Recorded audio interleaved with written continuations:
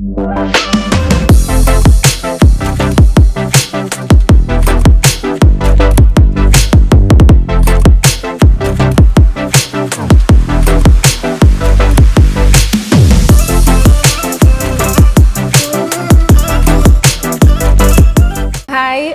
name is Gontse Kgokolo and I'm the owner and founder of Kwanele SA. And this is a brand that started in 2019, just before COVID.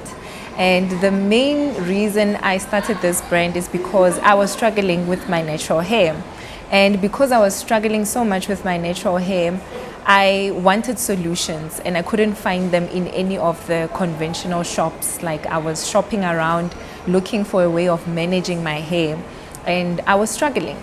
I went natural 2012 when I was pregnant with my firstborn, and since then I was struggling because now it was the season of, like, it was the trend of weaves, and if you're not relaxed then you didn't have an option. And in the early 2016, that's when natural hair started booming. But now the problem is I wanted now to really, to come out with my natural hair, but managing it was a problem. So I shopped around, I started thinking of ways of how can I manage my natural hair. And in 2019, after trying a lot of products, I then came up with Kwanele. Okay, so Kwanele SA is a natural hair management brand. So we deal with brushes, styling equipment that don't strain the hair or don't damage it. So we started off with the famous Afro hair straightening brush. This is the first African hair straightening brush in South Africa to be launched specifically for Afro hair. And we then launched also the heat protector spray, which is something that we are educating people about their natural hair, that you need to apply something to your hair before applying any heat, whether you blow drying it or you straightening it. And then we also have other equipments like your satin pillowcases and also shampoo brushes, which is some of the tools that we also sell. We sell on platforms. We've got a website, www.kwanelesa.co.za. We also sell our products on Take A Lot, and we also sell our products at Eden Vine, which is where I'm taking the video now, situated in mainland. Kwanele means enough is enough with natural hair.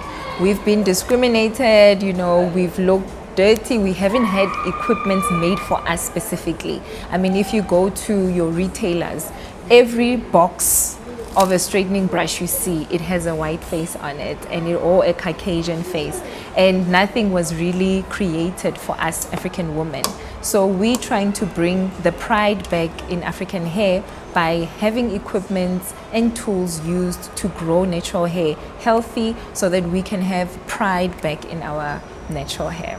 So the key driving force for me being an entrepreneur is I've always been passionate about solving problems. And I think one thing that I realize is, you need to be the change you want to see in your community. So I think being an employee alone was not going to work for me because I'm a person where I'm very observant. I look at my environment, what can I change?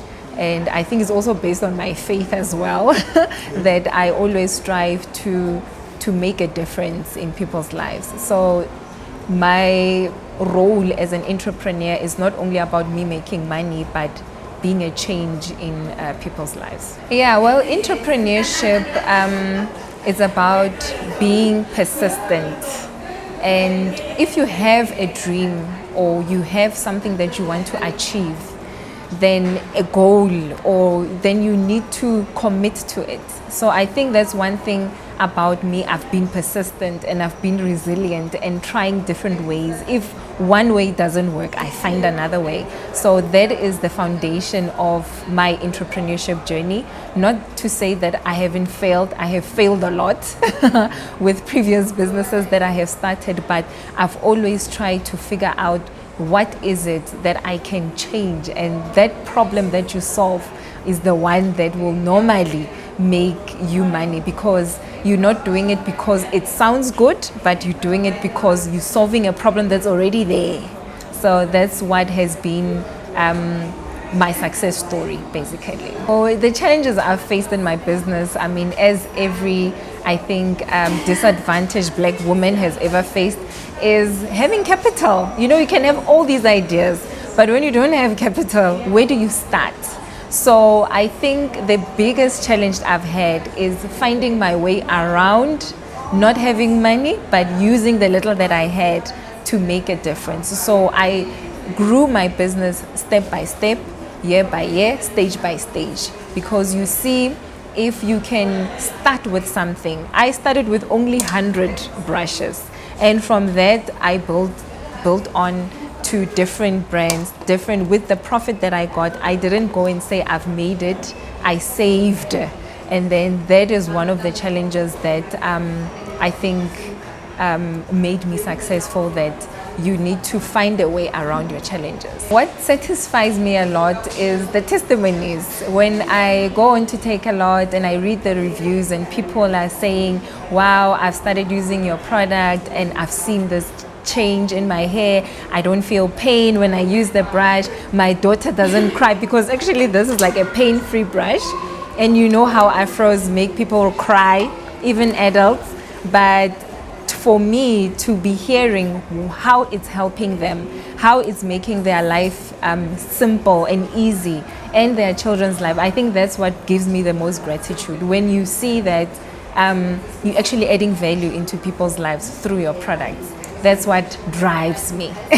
Well, the advice I would give to every young person who is trying to, make it in business is, don't stop learning.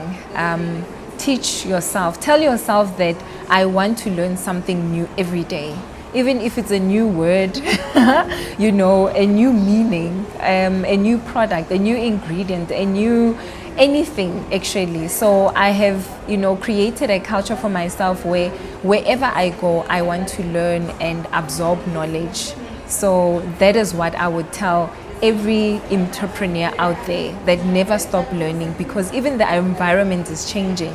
Things change every day, so you need to be on top of the game. Don't be stuck in one place. Always challenge yourself. 1 minute there's TikTok where you were still stuck in Facebook, so always continue challenging yourself, continue learning. That's what I do.